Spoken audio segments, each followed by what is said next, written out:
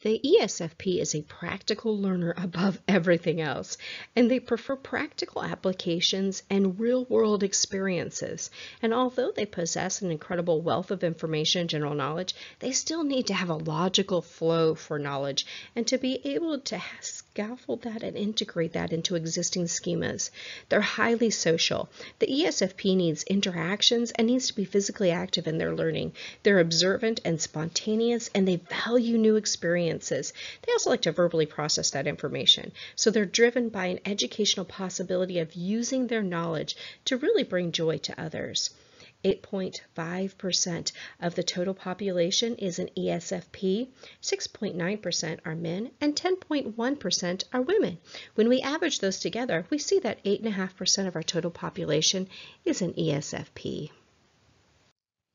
So the key word for the ESFP is that they are adaptive and responsive. They are a very adaptable personality type and very quick to respond to whatever the thing they are given. And part of that goes along with that perceiving personality preference where they're spontaneous. Their question when it comes to learning is, am I enjoying this? Do they enjoy the learning opportunity? And if they don't, you've lost them as a learner. When we look at their learning preferences, some great strategies is to have that active learning environment where they have frequent breaks, letting them move, physically enjoying and interacting with the information, as well as simply physically being able to walk away from a learning time. They like the cause and effect, so that way they can really enjoy, but part of that enjoyment is seeing how things work. They will enjoy an opportunity to learn in both a cooperative as well as a competitive situation. However, when it comes to am I enjoying this, they're going to enjoy winning more than losing. So one thing you may want to do with them is provide a competitive learning environment where they compete against themselves. So you did 70% last time. Can you do 72% this time? Be creative with them and help them to engage in the creative process.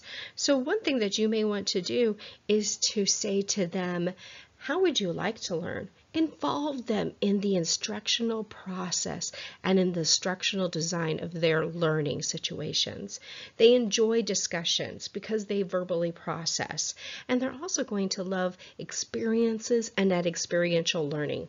Be sure that you also provide them with plenty of feedback. Now, because they are an extroverted personality type and they love to learn, remember, they like to learn, but only if it's enjoyable.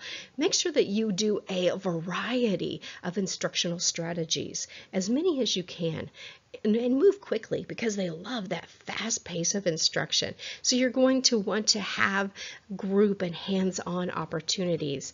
You'll model a little bit and let them observe a little bit, but make it quick because remember that this is a personality type that is very spontaneous and a fast-paced learning, and they're going to lose them if you move too slow. They like to work with partners or teams or groups, just being with other people. And one thing that you can do for feedback is allowing them to get feedback from their peers. By giving them feedback from their peers, they may find it to be a little bit more enjoyable.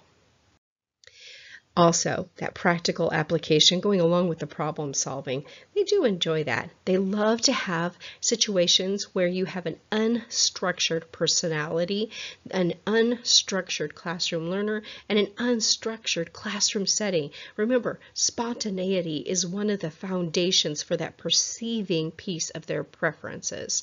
They love that.